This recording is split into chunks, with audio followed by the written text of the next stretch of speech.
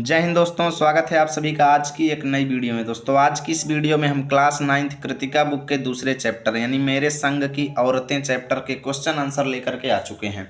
इससे पहले की वीडियो में मैंने फर्स्ट चैप्टर को कंप्लीट कर दिया है। यदि अभी तक आप उस वीडियो को नहीं देखे हैं तो इसी वीडियो के डिस्क्रिप्शन में लिंक दिया गया है, जाकर के आप लोग देख सकते हैं।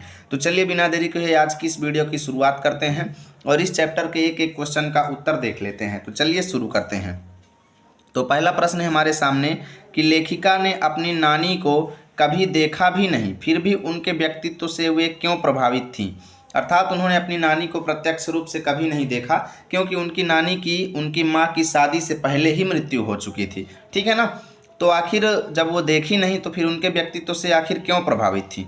तो उत्तर में लिखेंगे कि लेखिका अपनी नानी के व्यक्तित्व से प्रभावित थी क्योंकि उनकी नानी अनपढ़ और हमेशा पर्दे में रहने वाली स्त्री होते हुए एवं स्वतंत्र विचारों वाली स्त्री थीं एवं अपनी बेटी की शादी एक देशभक्त से करना चाहती थी। देखिए, उनकी लेखिका की नानी जो थी वो अपनी नानी के बारे में अपनी माँ से जानी। किससे जान पाई? अपनी माँ से जान पाई। उनकी माँ उन्हें उनकी नानी के बारे में बताई और ये बताई कि उनकी नानी अनपढ़ और हमेशा पर्दे में रहने वाली स्त्री थी। ठीक है। और अनपढ़ और हमेशा पर्दे में होते हुए भी, ठीक है, यहाँ पे भी लिखना, ठीक है, होते हुए भी स्वतंत्र विचारों वाली स्त्री थी। ठीक है। स्वतंत्र विचारों वाली स्त्री का मतलब ये है कि वो अपनी बेटी की शादी एक देशभक्त से करना चाहती थी। ठीक है ना। साथ ही साथ वह अपनी पति की जिंदगी में कोई भी दखल नहीं देती थी। इतना आप लोग लिखेंगे। इसलिए लेखिका अपनी नानी के व्यक्तित्व से प्रभावित रहती थी। ठीक है।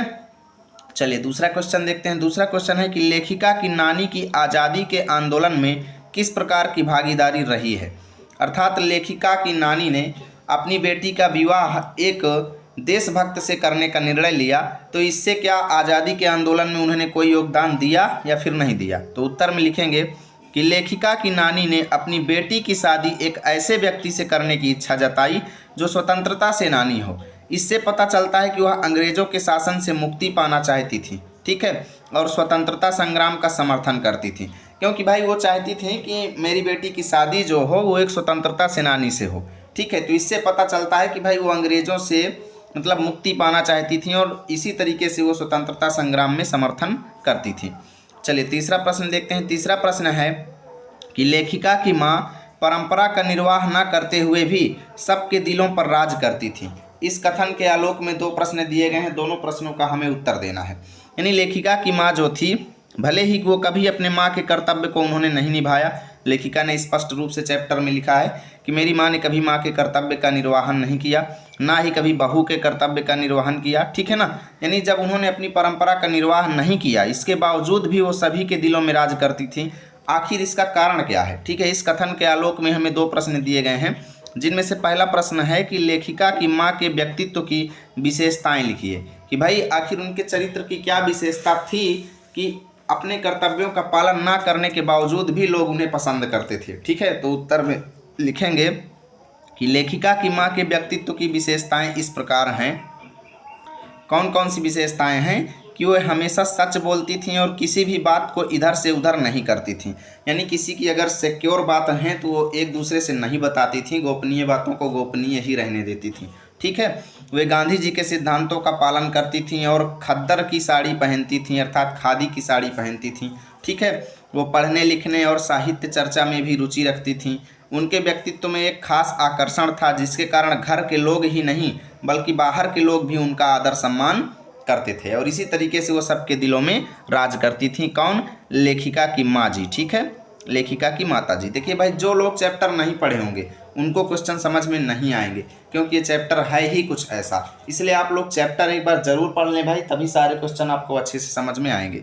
खा नंबर क्वेश्चन है कि लेखिका की दादी के घर के माहौल का शब्द चित्र अंकित कीजिए। अर्थात लेखिका की दादी के घर का माहौल कैसा है आप लोग बताइए। तो उत्तर में लिखेंगे कि लेखिका की दादी का घर एक प्रेमपूर्ण और स्वतंत्र माहौल वाला घर था, जहां हर कोई सुरक्षित और खुश महसूस करता था। ठीक है। घर में सभी सदस्य एक दूसरे का सम्मान करते थे और एक दूसरे की मदद करते थे। इतना आप लोग लिखेंगे। चलिए चौथा क्वेश्चन देखते हैं। आप अपनी कल्पना से लिखिए कि परदादी ने पतोहू के लिए पहले बच्चे के रूप में लड़की पैदा होने की मन्नत क्यों मांगी। अर्थात लेखिका की परदादी ने लेखिका की माँ के लिए आखिर एक लड़की पैदा होने के लिए मन्नत क्यों मांगी? कि उनकी पतोहू अर्थात लेखिका की माता, ठीक है, लेखिका की माता उनकी परदादी की पतोहू, तो कहने का मतलब कि उन्होंने लेखिका की माँ के लिए एक लड़की पैदा होने की मन्नत आखिर क्यों मांगी, जबकि सब लोग लड़का पैदा होने की मन्नत मांगते हैं। तो उत्तर में लिखेंगे कि परदादी ने पतोहू के लिए पहले बच्चे के रूप में लड़की पैदा होने की मन्नत इसलिए मांगी होगी क्योंकि वे समाज में प्रचलित लड़के की चाहत की परंपरा को तोड़ना चाहती थी और वे यह भी दर्शाना चाहती थी कि लड़की भी लड़के से कम नहीं होती थी। ठीक है, लड़की भी लड़के से कम नहीं होती हैं, इसीलिए शायद उन्होंने लड़की होने की मन्नत मांगी। ठीक है, आप लोग इसका स्क्रीनशॉट ले लीजिए। 5वां क्वेश्चन है कि डराने धमकाने, उपदेश देने या दबाव डालने की जगह सहजता से यानी सरलता से अगर किसी को भी सही राह पर लाया जा सकता है। पाठ के आधार पर आपको उत्तर देना है, यानी किसी भी व्यक्ति को डराने धमकाने, जानकारी देने, दबाव डालने से अच्छा है आप उससे समझदारी पूर्वक बात करें और सरलता से बात करके आप उसको सही रास्ते पर ला सकते हैं। इस चैप्टर में हमें कहाँ से ये सीख मिलती है, तो हम उत्तर में लिखेंगे कि डराने धमकाने, उपदेश देने या दबाव डालने की जगह सहजता से किसी को भी सही राह पर लाया जा सकता है।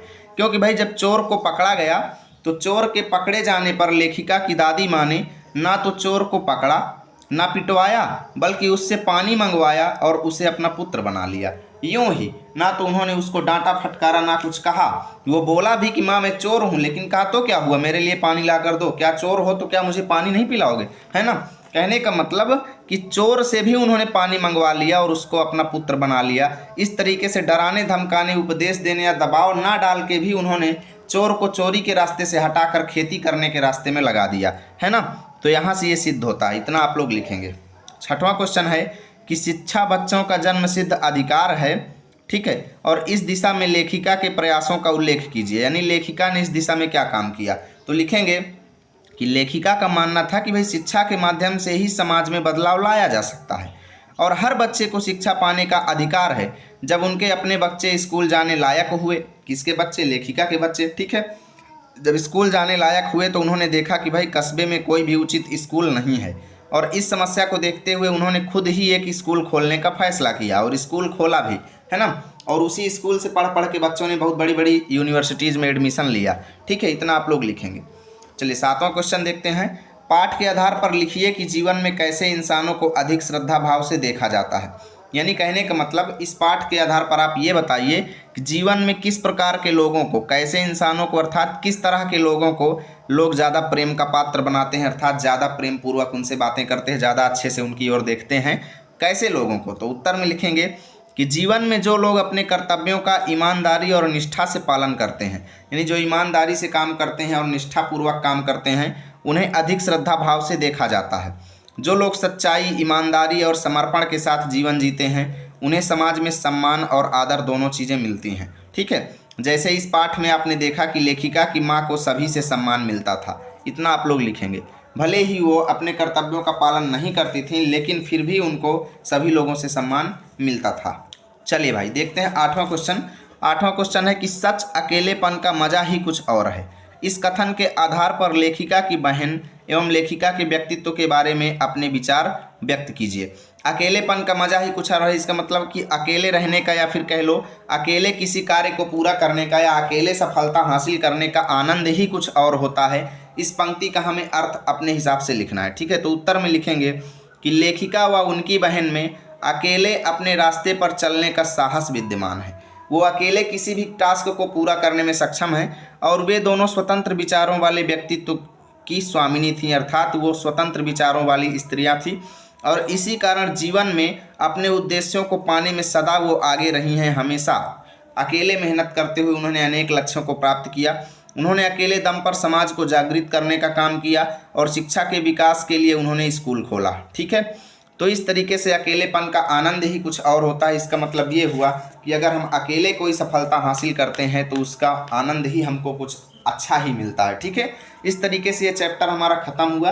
उम्मीद करता हूँ वीडियो आपको अच्छी लगी होगी। प्लीज़ वीडियो को लाइक करो, दोस्तों के पास शेयर करो। मिलेंगे आप सभी के साथ अगली वीडियो में, तब तक के लिए जय हिंद, जय भारत।